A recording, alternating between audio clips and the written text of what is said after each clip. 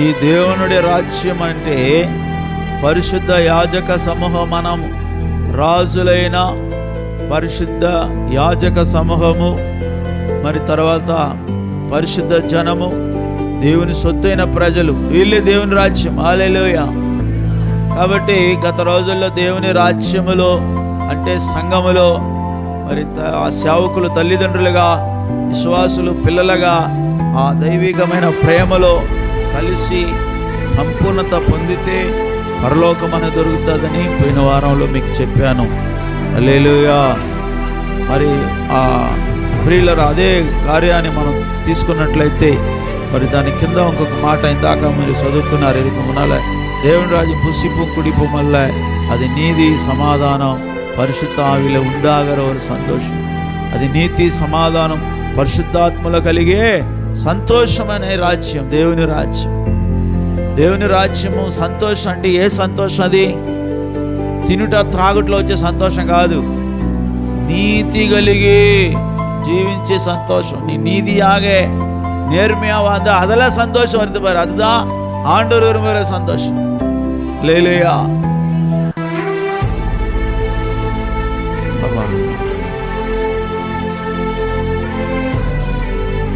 சீக்கிரம் சீக்கிரம்.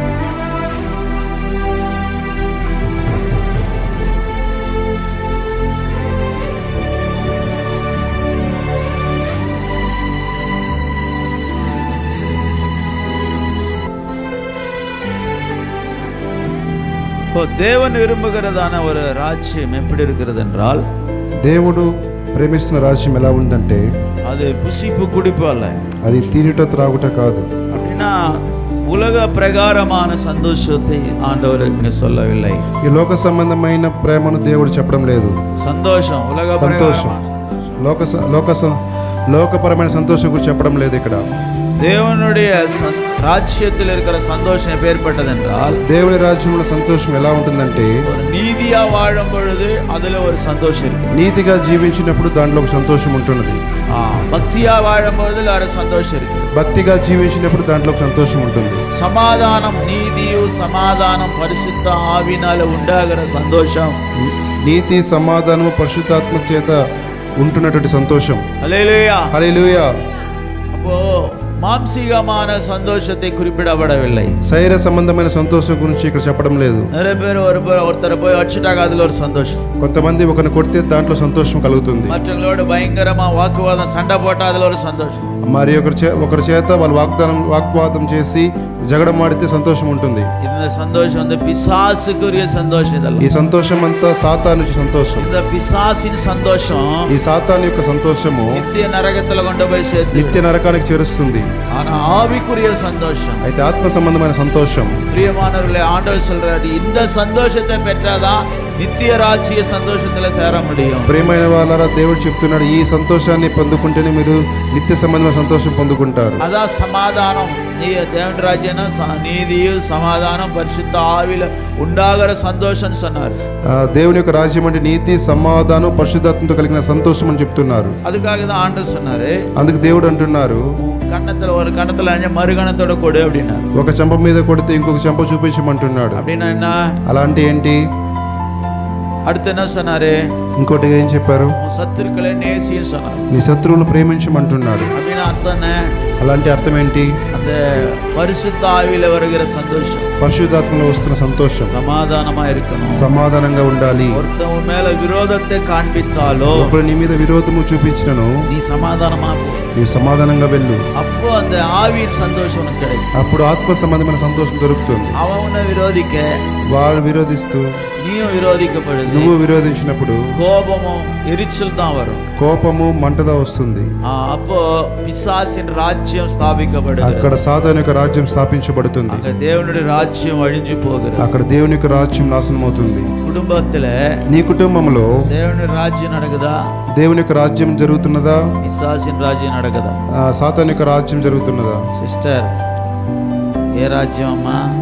ఏ రాజ్యంలో ఉన్నావా? என்ன ராஜ்யம் குடும்பத்தில் நடக்குது பா? ఏ రాజ్యం జరుగుతుంది మీ కుటుంబంలో? హలో, என்ன ராஜ்யம்? குடும்பத்தில் என்ன ராஜ்யம் நடக்குது? కుటుంబంలో ఏ రాజ్యం జరుగుతున్నది? சண்டை நடக்குதா வீட்டுல? జగడాలు జరుగుతున్నాయి ఇంట్లో. அப்படின்னா பிசாசின் ராஜ்யம் கட்டப்பட்டு வருகிறது உன் வீட்டுல. అలా అయితే సాతాను యొక్క రాజ్యం కట్టబడింది మీ ఇంట్లో. ஒருத்தருக்கு சம்பந்தம் இல்லாம, ఒకరికి ఒకరు సంబంధం లేకుండా, విరోధం కసప வச்சுக்கனே, విరోధము చేదు పెట్టుకొని குடும்பத்தில் இருக்கிறேன்னு சொன்னா నీ కుటుంబంలో ఉన్నట్లయితే அது దేవుని రాజ్యం இல்ல. உன் குடும்பம் అది దేవుని యొక్క రాజ్యం కాదు, నీ కుటుంబము. பிசாசு ராஜ்யம் நடக்குது. అది సాతాను రాజ్యం జరుగుతుంది ఇంట్లో. அவன் தான் ஆளுகை பண்ணி கொண்டிருக்கான். అతడు ఏలుబడి చేస్తున్నాడు. அவன் தான் ஒருத்தருக்கு கசப்பு விரோதத்தை உண்டு பண்ணிட்டு అతడు ఒకరి మధ్యలో చేదును విరోధాన్ని చేస్తున్నాడు. உள்ள సింహాసనం உள்ள போட்டு வீட்டுல போட்டுనే అతడు సింహాసనం ఇంట్లో వేసుకొని சந்தோஷமா இருக்கிறான். అది సంతోషంగా ఉంటున్నాడు. சண்டை போடுறீங்கன்னா அவனுக்கு ரொம்ப சந்தோஷம். మీరు జగడాలు వేసుకుంటే వారికి చాలా సంతోషం. ஒருத்தர் மேல கோபமும் கசப்பும் வெறுப்பும் இருக்குதுன்னு சொன்னா, ఒకరి మీద మంట చేదు దేశం ఉంటే அவன் ரொம்ப சந்தோஷமா இருப்பான். వాడు చాలా సంతోషంగా ఉంటాడు. அதே நேரத்துல అదే సమయంలో பரிசுத்த ஆவியானவர், పరిశుద్ధాత్మ దేవుడు దుఃఖத்தோடு வெளியே போயிடுவார். దుఃఖంతో బయట వెళ్ళిపోతారు. దేవుని రాజ్యం దేవుని యొక్క రాజ్యము வீட்டுல இல்ல, నీ ఇంట్లో లేదు. கர்த்தருக்கு முதலிடம் கொடுத்து దేవునికి మొట్టమొదటి స్థానం ఇచ్చి, உன் இருதயம் கூட அது மாதிரிதான், உன் இருதயத்துல ஆண்டவருக்கு முதலிடம் கொடுத்து ఆ విధంగా నీ యొక్క హృదయంలో దేవునికి మొట్టమొదటి స్థానం ఇచ్చి அவரை மட்டும் நீ நேசித்து, ఆయన మాత్రమే నీవు ప్రేమించి, அவருக்கு மட்டுமே முழு இருதயத்தை கொடுத்தால், ఆయనకి మాత్రమే నీ పూర్ణ హృదయం ఇచ్చి, அப்பொழுது அவர் உன்னுடைய இருதயத்துல வாசம் பண்ணுவார். అప్పుడు యేసు ప్రభు నీ హృదయంలో నివాసం చేస్తారు. இருதயத்துல தேவ சிங்காசனம், தேவனுடைய சிங்காசனம் போடப்பட்டிருக்கிறோம். నీ యొక్క హృదయంలో దేవుని యొక్క సింహాసనం వేయబడినది. அங்கே ஆவியானவர் அசைவாடி கொண்டிருப்பார். అక్కడ ఆత్మ దేవుడు నివాసం చేస్తున్నాడు. தீத்து 3:3 வாசிக்கும் பொழுது, తీతు 3:3 చదివినప్పుడు, முற்காலத்தில் நாம் புத்தியினரும் கீழ்ப்படியாதவர்களும் வழி தப்பி நடக்கிறவர்களும் பலவித இச்சைகளுக்கும் இன்பங்களுக்கும் அடிமைப்பட்டவர்களும் துர்குணத்தோடும் பொறாமையோடும் ஜீவனம் பண்ணுகிறவர்களும் பகைக்கப்படத்தக்கவர்களும் ஒருவரை ஒருவர் பகைக்கிறவர்களாய் இருந்தோம். நம்முடைய இரட்சகராகிய தேவனுடைய தயை மனுஷர் மேல் அன்பு பிரசன்னமான போது நாம் செய்த நீதியின் கிரியைகளினால் நிமித்தம் அல்ல, நிமித்தம் அவர் நம்மை ரட்சியாமல் தமது இரக்கத்தின்படி மறுஜன்மம் ஒழிக்கினாலும் பரிசுத்த ஆவியினுடைய புதிதாக்கியதினாலும் நம்மை రక్షితార్. ఎందుకనగా మనము కూడా మునపు అవివేకులము, అవిధేయులమును, మోసపోయిన వారమును, నానా విధములైన దురాశలకు భోగములకు దాసులమైన ఉండి దుష్టత్వమునందును అసూయందును కాలము గడుపుచు అసూహ్యులమై ఒకరినొకడు దేశించి ఉంటిమి గాని, మన రక్షకుడైన దేవుని యొక్క దయయు మానవుల ఎడల ఆయనకున్న ప్రేమయు ప్రత్యక్షమైనప్పుడు మనము నీతిని అనుసరించి చేసిన క్రియ మూలము గాక తన కనికరము చొప్పున పునర్జన సంబంధమైన స్నానము ద్వారాను పరిశుద్ధాత్మకు నూతన స్వభావము కలుగజేయట ద్వారా మనం రక్షించెను. హల్లెలూయా, హల్లెలూయా. రక్షించబడుகிறீர்களா? ఇలా ఈ విధంగా రక్షించబడి ఉన్నారా? నీతి యొక్క క్రియలు పరిశుద్ధ ఆవియనుடைய పరిశుద్ధాత్మ యొక్క నిరప్పుదల్ வேண்டும். పరిశుద్ధ ఆవి நிறைவுதல், ఆ యొక్క నిండుదల కావాలి. పరిశుద్ధాత్మ నిండుదల. இங்கே சொல்லப்பட்டது 3వ వచనத்துல, 3వ వాక్యం చెప్పబడుచున్నది, ஒரு காலத்துல புத்தியினரா இருந்தீங்க, புத்தி இல்லாம வாழ்ந்தீங்க. ఒకానొక సమయంలో బుద్ధి లేకుండా జీవించారు. புத்தி இல்லாத வாழ்க்கை எப்படி இருந்தது? బుద్ధి లేని జీవితం ఎలా ఉన్నది? ఇచ్చయోడే శరీరాశలతోను లోబడిన వారుగాను, వഴി తప్పి நடந்து త్రోవ తప్పిన వారుగాను, పలవిధ ఇచ్చைகள், పల విధమైన శరీరాశలతో, దురాశలతో, ఇన్బంగలకి, ఆశలకి అడిమైపట్టు పోయి మీరు బానిసలైపోయి, ప్రియమైన వారి యొక్క సమస్త కార్యములు, சிற்றின்பங்கள், உலகத்தில் இருக்கிற சந்தோஷமா அனுபவிக்க வேண்டியதான ஜாலி, பார்க்கு, ఉల్లాసం, ఉత్సాహాలు ఎన్నో జాలీగా తిరిగేది ఇవన్నీ కూడా ఉలగத்தில் பயங்கரமான மாம்ச பிரகாரமான சந்தோஷத்தை எப்படியெல்லாம் அனுபவிக்கணும் அப்படியெல்லாம் சுத்துறவங்க, இதெல்லாம் ஆண்டவருடைய ராஜ்யத்துக்கு தகுதி இல்லாதவர்கள் இப்படி இருக்கும்போது, ఇవన్నీ ఉంటే దేవుని యొక్క రాజ్యానికి వాళ్ళకి అర్హత లేదు. పలవిధ ఇచ్చைகள் என்று சொல்லப்படுகிறது. చాలా విధమైన శరీరాశలు చెప్పబడుచున్నది. పల பலவித இச்சைகள். చాలా విధమైన శరీర ఆశలు. அங்க என்ன சொல்லப்படுகிறது? అక్కడ ఏం చెప్పబడుచున్నది? பிரியமானவர்களே, இச்சை, ప్రియమైన వారి ఆశ, துராசா, దురాశ. அதான் இச்சை கர்ப்பம் தரிக்கிறது, దురాశ గర్భాన్ని ధరిస్తున్నది, பாவத்தை பிறப்பிக்கிறது. అది పాపాన్ని కంటున్నది. பாவம் பூரணமாகும் போது పాపము పరిపూర్ణమైనప్పుడు அது మరణத்தை பிறப்பிக்கிறது. అది మరణాన్ని కంటున్నది. பத்தியா எங்க போய் நிக்குது? చూసావా అది ఎక్కడ ఎత్తుకు నిలబడుతున్నదో? இந்த ఇచ్చையோடு நீ வாழும்போது, ఈ దురాశతో నీవు జీవించినప్పుడు మరణத்தை கொண்டு போய் నిக்க வைக்குது. అది మరణానికి తీసుకెళ్లి నిలబడుచున్నది. இது தேவனுடைய ராஜ்யம் இல்ல, అది దేవుని యొక్క రాజ్యం కాదు. தேவனுடைய ராஜ்யம் దేవుని యొక్క రాజ్యము இங்க சொல்லப்பட்டிருக்கிறது. ఇక్కడ చెప్పబడుచున్నది, மறுஜன்ம முழுக்கினாலே உன்னை ஆண்டவர் ராஜ்யத்தில் கொண்டு வருகிறார். పునర్జన్మ ద్వారా నిన్ను దేవుడు ఆయన రాజ్యం, స్నానం, పునర్జన్మ సంబంధమైన స్థానము ద్వారాను పరిశుద్ధాత్మ మనకు இல்ல அது மட்டும் சொல்லு. மறுஜன்ம முழுக்கினாலே, పునర్జన్మ సంబంధమైన స్నానము, మరుజన్మ ముழுకినాలే, పునర్జన్మ సంబంధమైన స్నానం చెప్పయా, స్నానము, మరుజన్మ ముழுకినాలే, స్నానము ద్వారా, முழுசா சொல்லுவா, పునర్జన్మ సంబంధమైన స్నానము ద్వారా. அது அப்படின்னா என்ன? అలా అంటే ఏంటి? ஞான ஸ்நானம் தான், బాప్తిసము. அங்க சொல்லப்பட்ட மறுஜன்ம, అక్కడ చెప్పబడింది పునర్జన్మ. புதுசா உன்னை கொண்டு போய் பிறப்பிக்கிறதான ஒரு அனுபவம். ఇది కొత్తగా నిన్ను జన్మించే ఒక అనుభవం. அந்த అనుభవத்தை நீ காத்து கொண்டையா? ఆ యొక్క అనుభవాన్ని నీవు కాచుకొనుచున్నావా? ஞானஸ்நானம் எடுக்கும் போது வரைக்கும் ஒரு நடிப்பு, బాప్తిసం పొందుకునేంత వరకు ఒక నటన, அது பெற்ற பிறகு இன்னொரு நடிப்பு, అది పొందుకున్న తర్వాత ఇంకొక నటన. அங்க ஞானஸ்நானம் கொடுக்கும்போது எல்லாத்தையும் கைட்டுன்னு சொல்றோம், బాప్తిసం తీసుకునేటప్పుడు అన్నిటిని తీసే అంటాం. அப்புறம் எத்தனை மாட்டிக்கிட்டுக்கா, మళ్ళీ దాన్ని తీసి తగిలించుకోవడానిక? మరి மாட்டக்கூடாது, அதெல்லாம் మళ్ళీ వేసుకోకూడదు అవంతా. நம்மளால அப்படியே கரையாறு ஒன்றை தூக்கி மறுபடியும் அப்படியே தலைக்கு காதுக்கு மூగులు மாட்டிடுறாங்க. அப்படியே ఆ యొక్క బాప్తిసం పొందుకొని గట్టెక్కిన తర్వాత మళ్ళీ అన్నీ వేసుకునేస్తారు. எங்க நீ பைபிள் அங்கே சொல்லுது, நீ ஞானஸ்நானம் எடுக்கும்போது கிறிஸ்துவை தரித்து கொண்டிருக்கிறாய். బాప్తిసం పొందుకుని నువ్వు క్రీస్తును ధరించుకుని ఉన్నావు. மற்றது ஏன் தரித்து கொள்கிறாய்? మిగతావన్నీ ఎందుకు ధరించుకుంటున్నావు? உண்மையான ஒரு கிறிஸ்துவங்களா இருந்தா, నిజమైన క్రీస్తుగా ఉంటే நம்ம இயேசுவை நான் தரித்து கொள்ள வேண்டும். మనం క్రైస్తవులు మనం ధరించుకోవాలి, இயேசுவை தரித்து கொள்ளணும், యేసును ధరించుకోవాలి. அதான் கலத்தியர் 3:27 சொல்லுகிறது. అనేసి గలతీయులు 3:20 చెప్పబడుచున్నది. நானா சொல்றேன், నేను చెప్తున్నాను. அங்க வாசிங்க 3:27. గలతీయులు 3:27.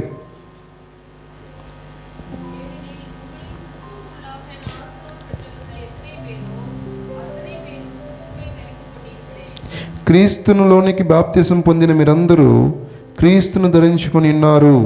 உங்களை கிறிஸ்துக்குள்ளாக ஞானஸ்நானம் பெற்றவர்கள் எத்தனை பேரோ அத்தனை பேரும் கிறிஸ்துவை தரித்து கொண்டீர்களே. அப்போ இதுதான் தேவனுடைய ராஜ்யம். అప్పుడు ఇదే దేవుని యొక్క రాజ్యము. என்னது దేవుని రాజ్యం? ఏది దేవుని యొక్క రాజ్యము? கிறிஸ்துவை தரித்து கொள்ளுகிறது. క్రీస్తును ధరించుకొనుట. இருக்கிறாரா உள்ள கிறிஸ்து? మీలో ఉంటున్నాడా క్రీస్తు?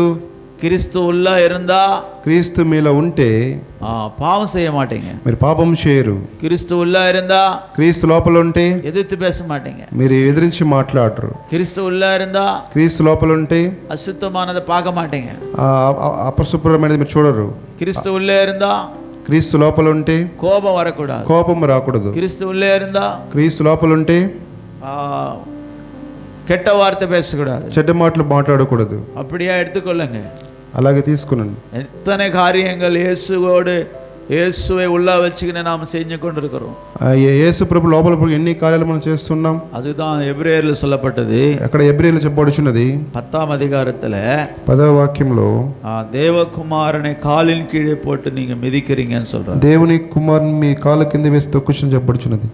அங்க வாசிக்கும் பொழுது சத்தியத்தை அறியும் அறிவை அடைந்த பின் 26ஆம் வசனத்துல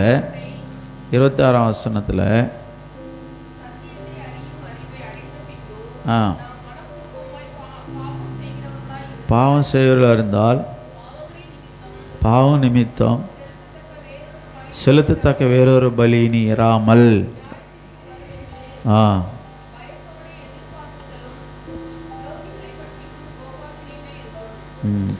మనము సత్యమును గూర్చి అనుజ్ఞానమును పొందిన తరువాత బుద్ధిపూర్వకముగా పాపము చేసిన ఎడల పాపములకు బలి ఇక ఉండదు గాని న్యాయ తీర్పునకు భయముతో ఎదురు చూచుటయు విరోధులను దహింపబో తీక్షమైన అగ్నియు ఇక ఉండును. 29 வாசிக்கும், தேவனுடைய குமாரனை காலின் கீழ் மிதித்து தன்னை பரிசுத்தம் செய்த உடன்படிக்கையின் ரத்தத்தை அசுத்தம் என்று எண்ணி கிருபையின் ஆவியை நிந்திக்கிறவன் எவ்வளவு கொடிதான ஆக்கினைக்கு பாத்திரனாய் இருப்பான் என்பதை யோசித்து பாருங்கள். ఇట్లుండగా దేవుని కుమారుని పాదములతో త్రొక్కి తాను పరిశుద్ధపరచబడుటకు సాధ్యమైన నిబంధన రక్తములన అపవిత్రమైనదిగా ఎంచి కృపకు మూలముగు ఆత్మను తిరస్కరించిన వాడు ఎంత ఎక్కువైన దండను పాత్రుడుగా ఎంచబడని మీకు తోచును. హల్లెలూయా, హల్లెలూయా. கிறிஸ்துவ வாழ்க்கை என்பது சாதாரணமாக வாழ்ந்துட்டு போகலாம் நினைக்காதீங்க. క్రీస్తు జీవితం సాధారణంగా జీవించి పోదామనుకోవద్దండి. இப்போ ஆண்டவர்கிட்ட வந்து ஞானஸ்நானம் எடுத்த பிறகு, దేవుని యొద్దకు వచ్చి బాప్తిసం పొందుకున్న తర్వాత, இப்படி எவ்வளோ அந்த சத்தியத்தை அறிந்த பிறகு, ఈ సత్యాన్ని మనం తెలుసుకున్నప్పుడు, நீ வந்து பாவம் செய்வாயானால், నీవు పాపం చేసినట్లయితే தேவன் குமாரனை காலின் கீழ் மிதிக்கிறாய், దేవుని కుమారుని పాదములతో తొక్కుచున్నావు, ఉడன்பడికిన రక్తத்தை అశుద్ధமாய் மாற்றி விடுகிறாய், నిబంధన రక్తాన్ని నీవు అపవిత్రంగా చేయుచున్నావు. రాబోజన ఎడకరింగే, ఇక్కడ రాబోజన తీసుకుంటున్నావు, బల్లారం తీసుకుంటున్నావు. హల్లెలూయా, హల్లెలూయా. அந்த இயேசுவின் ரத்தமாய், இயேசுவின் சரீரமாய் அப்பத்தை ரசத்தை நாங்கள் உங்களுக்கு கொடுக்கிறோம். యేసు రక్తంగా, యేసు శరీరంగా రొట్టె రసాన్ని ఇస్తున్నాం. அதை வாங்கி கொண்டு దాన్ని తీసుకున్న తర్వాత நீ అశుద్ధமானதை நீ தேடி போகும்போது, నీవు అపవిత్రమైన దాన్ని వెతికి వెళితే, உன்னுடைய சரீர அவயங்களை அசுத்தமான காரியங்களை செய்ய ஒப்பு கொடுக்கும் போது, నీ శరీర కార్యం అపవిత్రం చేయడానికి అప్పగించినప్పుడు, உன்னுடைய சரீர அவயங்களை, మీ యొక్క శరీర అవయవములను அசுத்தமானதை செய்ய ஒப்பு கொடுக்கும் பொழுது, అపవిత్రము చేయుటకు నీవు ఒప్పుకొనిచ్చినప్పుడు, அவருடைய உடன்படிக்கையின் ரத்தத்தை அசுத்தமா மாற்றுறீங்க. ఆయన నిబంధన రక్తాన్ని మీరు అపవిత్రముగా చేయుచున్నారు. ரத்தம் அசுத்தமா மாறிச்சனா, అంటే రక్తము అపవిత్రంగా మారినట్లయితే உள்ள அசுத்தம் உள்ள வரும். మీలో ఒక అపవిత్రాత్మ వస్తుంది. ஒரு ஆளு சொன்னாரு, ఒక ఆయన చెప్పారు, டாக்டருங்க செக் பண்ணாங்க, డాక్టర్లు చెక్ చేశారు, என் உடம்புல ரத்தம் எல்லாம் கெட்டு போயிருக்கு, నా యొక్క శరీర రక్తం అన్ని చెడిపోయి ఉన్నది. அந்த கெட்டு போன ரத்தத்தை எடுத்து, ఆ చెడిపోయిన రక్తాన్ని తీసి புது ரத்தம் என் உடம்புல ஏத்தணும், కొత్త రక్తాన్ని నా యొక్క బాడీలో వెక్కించాలి. அப்போதான் உன் சரீரத்துல வியாதி ఎదుర్కొరదాన శక్తి వரும். అప్పుడే నీ యొక్క శరీరంలో వ్యాధిని ఎదుర్కొనే శక్తి వస్తుంది. వ్యాధి నిరోధక శక్తి, వ్యాధి నిరోధక శక్తి. அப்போதான் உனக்கு வியாதி வராம நீ ஆரோக்கியமா இருக்க முடியும். అప్పుడు దాని వ్యాధి రాకుండా ఆరోగ్యంగా ఉంటావు. இந்த வசனம் எவ்வளவு உண்மையா சத்தியமா இருக்கிறது. ఈ యొక్క వాక్యం ఎంత నిశ్చయముగా సత్యముగా ఉన్నది. உன்னுடைய தேவனுடைய ரத்தத்தை நீ அசுத்தமா மாத்திட்டியனா, దేవుని యొక్క రక్తాన్ని అపవిత్రంగా మార్చితే, உன்னுடைய சரீரத்தில் இல்லாத பொல்லாத வியாதிகள் வந்துவிடும். నీ శరీరం లేనిపోని వ్యాధులు వస్తాయి. అదే నీ జ్ఞాభోజనం எடுத்த பிறகு, అదే నీవు బల్లారాధన పొందుకున్న తర్వాత, బల్లారాధన తీసుకున్న తర్వాత, మరి చెప్పేది వినండమ్మా, ఎందుకు అట్లా కళ్ళు తెరవండి, ఎందుకు కళ్ళు మోస్తారు? హల్లెలూయా, హల్లెలూయా. கர்த்தர் உங்களை எச்சரிக்கிறார். దేవుడు మిమ్మల్ని హెచ్చరిస్తున్నాడు.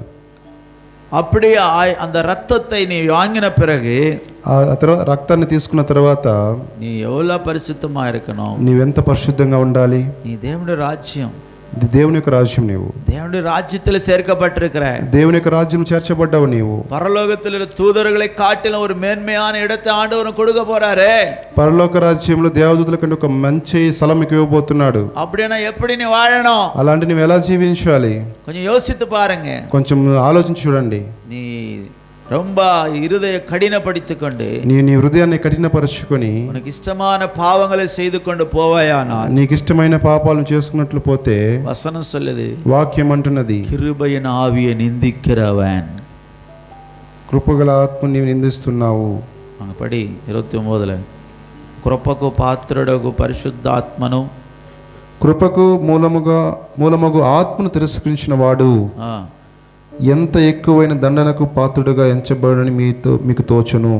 பாருங்க பிரியமானவர்களே, చూడండి ప్రియమైన వారలారా, దేవుని రాజ్యத்துல நீ வந்த பிறகு, దేవుని యొక్క రాజ్యంలోనికి నీ వచ్చినప్పుడు, நீ வந்து வேணுமென்னு பாவம் செஞ்சா నీవు కావాలనే పాపం చేస్తే தேவனுடைய குமாரனை நீ காலின் கீழ் மிதிக்கிறாய். దేవుని యొక్క కుమారుని పాదంతో త్రొక్కుచున్నావు. அவருடைய உடன்படிக்கையின் ரத்தத்தை அசுத்தமாய் மாற்றி ఆయన விடுகிறாய். యొక్క నిబంధన రక్తాన్ని నీవు అపవిత్రంగా చేయుచున్నావు. மூன்றாவது பரிசுத்த ஆவியை நிந்திக்கிறவனாய் மாறுகிறாய். మూడవదిగా పరిశుద్ధ ఆత్మని నిందించే వారుగా ఉంటున్నారు. வசனம் சொல்லுது, వాక్యం అంటున్నది, தேவகுமாரனுக்கு விரோதமா நீ பேசினா దేవునికి కుమారునికి నీ విరోధంగా మాట్లాడితే அவர் உன்னை மன்னிப்பார். ఆయన మన్నిస్తారు. పరిశుద్ధావికి విరోధమాய் నిందించానా, పరిశుద్ధ ఆత్మకు విరోధంగా నువ్వు నిందన చేస్తే எந்த யுகத்திலும் பரத்திலும் உன்னை மன்னிப்பே கிடையாது. ఏ యుగములోనూ నీకు క్షమాపణ లేదు. పరిశుద్ధావికి విరోధமாய் వాడకూడదు. పరిశుద్ధాత్మకి విరోధంగా జీవించకూడదు. அதனால பிரியமானவர்களே, ప్రియమైన వారలారా, దేవుని రాజ్యం, దేవుని యొక్క రాజ్యము అది నీతి సమాధానం, అది నీతియు సమాధానమైనది, పరిశుద్ధావిனால் ఉండాగర సంతోషమా இருக்கிறது. పరిశుద్ధాత్మ వలన కలిగిన సంతోషమై ఉన్నది. హల్లెలూయా, హల్లెలూయా. దేవుని రాజ్యం ఏదో జాలి ఎంజాయ్ இல்ல. దేవుని యొక్క రాజ్యం ఏదో జాలి ఎంజాయ్ కాదు. అది హోలీ. అదొక holy spirit. Holy is the jolly. Holy is the jolly. But అయితే unclean life is not jolly. పరిశుద్ధత లేని జీవితము అది హోలీ కాదు. నాట్ జాలీ, సంతోషం కాదు. Sorry. Hallelujah, hallelujah. Only holy, keep it the holy. మీరు పరిశుద్ధాత్మను మాత్రమే ఉండాలి, పరిశుద్ధాత్మ మాత్రం కలిగి ఉండాలి. After then given for the jolly, ఆ తర్వాత సంతోషం. That is jolly is the given for holy spirit. ఆ యొక్క సంతోషాన్ని పరిశుద్ధాత్మ దేవుడు ఇస్తున్నాడు. That is the holy pure jolly. ఆ యొక్క పరిశుద్ధాత్మ చాలా పరిశుద్ధమైనది, చాలా పరిశుద్ధమైన సంతోషం. Hallelujah, hallelujah. Deciding for this time, ఈ సమయంలోనే మీరు నిర్ణయం చేసుకోండి. Holi life, you want a holy life, other unclean life. నీకు పరిశుద్ధాత్మ జీవితం కావాలా లేకపోతే అపవిత్రమైన జీవితం కావాలా? Holy life you will go to for the heavenly. పరిశుద్ధాత్మ జీవితం నిన్ను దేవుని యొక్క రాజ్యం నడిపిస్తుంది. Hallelujah, hallelujah. You will get to the kingdom of God. నీవు దేవుని యొక్క రాజ్యానికి చేర్చబడతావు. హల్లెలూయా, హల్లెలూయా. You will go to the uncleanness and world like the life. నీవు అపవిత్రాత్మ పరిగెడుచు లోక సంబంధమైన అపవిత్ర విషయాలపై పరిగెడుతుంటే you are going to the hell. నీవు నరకానికి వెళ్తున్నావు. హల్లెలూయా, హల్లెలూయా. కర్తర్ சொன்னார், దేవుడు అంటున్నారు, உனக்கு ஜீவனையும் மரணத்தையும் ఆశీర్వాదத்தையும் శాపத்தையும் உங்கள் ఎదురు வைக்கிறேன். నీకు దేవుడు జీవమును మరణమును శాపమును విధిస్తున్నట్టున్నాడు. ఏది వేணுమో నీవే తీర్మానం பண்ணி, వీటిలో ఏది కావాలో నీవు తీర్మానం చేసుకో అంటున్నారు. హల్లెలూయా, హల్లెలూయా. 10వ అధికారం 39వ వచనం కడసి వచనం சொல்லுகிறது. 10వ అధ్యాయం 39 వాక్యం చెప్పబడుచున్నది, నామో కెట్టుపోగ పిన్వాగుகிறவர்களாய் ఇరామల్, అయితే మనము నశించుటకు వెనుక తీన వారము కాము, ఆత్మ ఈడేర విశ్వాసిக்கிறவர்களாய் இருக்கிறோம், గాని ఆత్మ రక్షించుకొనుటకు విశ్వాసము కలిగిన వారమై ఉన్నాము. కాలై నేరத்திலே, ఈ ఉదయకాల సమయంలో కర్తరుடைய వసనத்தை విశ్వాసిத்து நடந்து பார். దేవుని యొక్క మాటలను విశ్వసించి నడిచి చూడండి. హృదయத்தை சரிப்படுத்திకొండు నీ యొక్క హృదయాన్ని సరి చేసుకొని చూడండి. நீ போகிற வழியிலே, నీ వెళ్తున్న మార్గములో కర్తర్ உன்னை பார்த்து கொண்டிருக்கிறார். దేవుడిని చూస్తున్నారు. நீ வேலை செய்யற இடத்துல, నీవు పని చేస్తున్న సమయంలో, వ్యాపారం பண்ணுகிற இடத்துல, నీవు వ్యాపారం చేస్తున్న స్థలంలో, ప్రయాణం பண்ணுகிற இடத்துல, నీవు ప్రయాణిస్తున్న సమయంలో ఆండవర్ ఉన్ పక్కத்தில் இருக்கிறார். దేవుడు మీ పక్కన ఉంటున్నాడు. క్రీస్తు உங்களுக்குள் இருக்கிறார். క్రీస్తు మీలో ఉంటున్నాడు. హల్లెలూయా, హల్లెలూయా. కర్తర్ ఉనకుள்ள இருக்கிறபடினால, దేవుడు మీలో ఉంటున్నందున நீ எவ்வளவு பயபக்தியா வாழ, నువ్వు ఎంత భయభక్తితో జీవించాలి. இந்த శరీరத்தை పావ కార్యத்துக்கு நீ ఒప్పు கொடுக்க கூடாது. ఈ యొక్క శరీరాన్ని పాప జీవితానికి ఒప్పించకూడదు. உன்னுடைய శరీరத்தை పరిశుద్ధமான வாழ்க்கை வாழ ఒప్పు கொடுக்கணும். మీ యొక్క శరీరము పరిశుద్ధమైన జీవితం జీవించడానికి అప్పగించాలి. హల్లెలూయా, హల్లెలూయా. அப்பதான் உனக்கு நித்திய ஜீவன் உண்டாகும். అప్పుడే నీకు నిత్య జీవం ఉంటుంది. அப்பதான் உனக்கு தேவனுடைய ராஜ்யத்திலே உன்னை ఆండవర్ నిలనిరుక பண்ணுவார். అప్పుడే దేవుని యొక్క రాజ్యంలో దేవుడు నివసింపజేస్తాడు. హల్లెలూయా, హల్లెలూయా. எல்லாரும் இந்த காலை நேரத்துல అందరూ ఈ యొక్క ఉదయకాల సమయమందు நீ தேவனுடைய ராஜ்யமாய் நீ கட்டப்படுகிறாயா? దేవుని యొక్క రాజ్యం కట్టబడుచున్నావా? இல்ல நீ பிசாசின் ராஜ்யத்துக்காக கட்டப்பட்டு கொண்டிருக்கிறாயா? లేకపోతే సాతాను రాజ్యం కట్టబడుచున్నావా? 1 யோவான் 1 యోహాను 3:14 சொல்லப்பட்டது. 3:14 చెప్పబడుచున్నది, దేవుని రాజ్యத்திலே வாழ்கிறவர்கள், దేవుని యొక్క రాజ్యములో నివాసించువారు సహోదర మనము సహోదరులను ప్రేమించుచున్నాము గనుక మరణముల నుండి జీవములోనికి దాటి ఉన్నామని ఎరుగుదము. 3:14 நாம் சகோதரத்தில் அன்பு கூறுகிறபடியால் மரணத்தை விட்டு நீங்க ஜீவனுக்குட்பட்டிருக்கிறோம் என்று அறிந்திருக்கிறோம். சகோதரனிடத்தில் அன்பு கூறாதவன் மரணத்திலே நிலை கொண்டிருக்கிறான். మనము సహోదరులను ప్రేమించుచున్నాము గనుక మరణముల నుండి జీవములోనికి దాటి ఉన్నామని ఎరుగుదము. ప్రేమ లేని వాడు మరణమందు నిలిచియున్నాడు. హల్లెలూయా, హల్లెలూయా. அந்த சகோதரனிடத்தில் அன்பு கூறாம ஒரு சகோதரன் மேல ఒక సహోదరి மேல నీ మనసులో కసపు వెచ్చుకొండే నీ సుత్తి కొండిరుపాయానాల్, సహోదరుని యందు ప్రేమ కలిగి ఉండకుండా వారి మీద విరోధముగా నీవు తిరుగుతూ ఉంటే நீ இன்னும் మరణத்திலே நின்று கொண்டிருக்கிறாய். నీవు ఇంకా మరణంలో నిలిచి ఉన్నావు. எங்க நிக்கிறமா? నువ్వు ఎక్కడ నిలబడుతున్నావమ్మా? మరణத்திலே நிக்கிற. మరణంలో నిలబడుచున్నావు. మనసులో யார் மேலாவது விரோதம் இருந்தா, నీ మనసులో ఎవరి మీద విరోధం ఉంటే அதை உடனே போய் அந்த மனுஷனை கையை பிடிச்சு சமாதானப்படு. వెంటనే అతని దగ్గరికి వెళ్ళి చేతులు పట్టుకుని సమాధానం అడగండి. நீ அப்படி சமாதான పడல, నీ వాళ్ళ సమాధానం పడకపోతే, அவங்க மேல நீ కసపు வச்சிருந்தானா, వాళ్ళ మీద నువ్వు చేదు పెట్టుకుంటే, அவங்க மேல విరోధத்தை வச்சிருந்தானா, వాళ్ళ మీద విరోధం పెట్టుకుంటే நீ మరణத்திலே நிக்கிற. నీవు మరణం నిలబడుచున్నావు. మరణం உன்னை ఆளுகை செய்கிறது. మరణం నిన్ను ఏలుబడి చేస్తున్నది. எந்த நேரத்தில் ஹார்ட் அட்டாக் வந்து செத்துட்டானா, ఏ నిమిషంలో ఆటోగా చచ్చిపోతే மரணம் రెండవ మరణం అగ్నిగుండం పోయి రెండవ మరణం అగ్నిగుండంలో పోతావు. இது வேணுமா? అది కావాలా? ஆனா అయితే వాడుகிற நாளிலே నీ జీవించున్న రోజుల్లో அன்பாயிரு, எல்லாரோட அன்பாயிரு, అందరితో ప్రేమ కలిగి ఉండు. அந்த அன்பு தான் ஆண்டவர் வசனம் சொல்லுது. ఆ ప్రేమ దేవుడు వాక్యం చెప్తుంది, எந்த மனுஷனும் தேவனை பார்த்ததில்லை. ఏ మనుషుడు దేవుని చూడలేదంటున్నది. 1 யோவான் 4:12 சொல்லப்பட்டது. 1 యోహాను 4:12 చెప్పబడుచున్నది, தேவனை ஒருவரும் ஒருபோதும் கண்டதில்லை. ఏ మానవుడు దేవుని ఎప్పుడు ఎవడును చూడలేదు. நாம் ஒருவரிடத்தில் ஒருவர் அன்பு கூர்ந்தால், మనం ఒకరి నీడలో ఒకడు ప్రేమించిన ఎడల தேவன் நமக்குள் நிலைத்திருக்கிறார். దేవుడు మన యందు నిలిచి ఉండును. அவருடைய அன்பு, ఆయన ప్రేమ நமக்குள் பூரணப்படும். మన యందు సంపూర్ణమగును. அன்பிலே பூரண வேணும் சகோதரி, ప్రేమలో సంపూర్ణత కావాలి సహోదరి. அன்பிலே பூரண வேணும் சகோதரா, ప్రేమలో సంపూర్ణత కావాలి సహోదరుడా.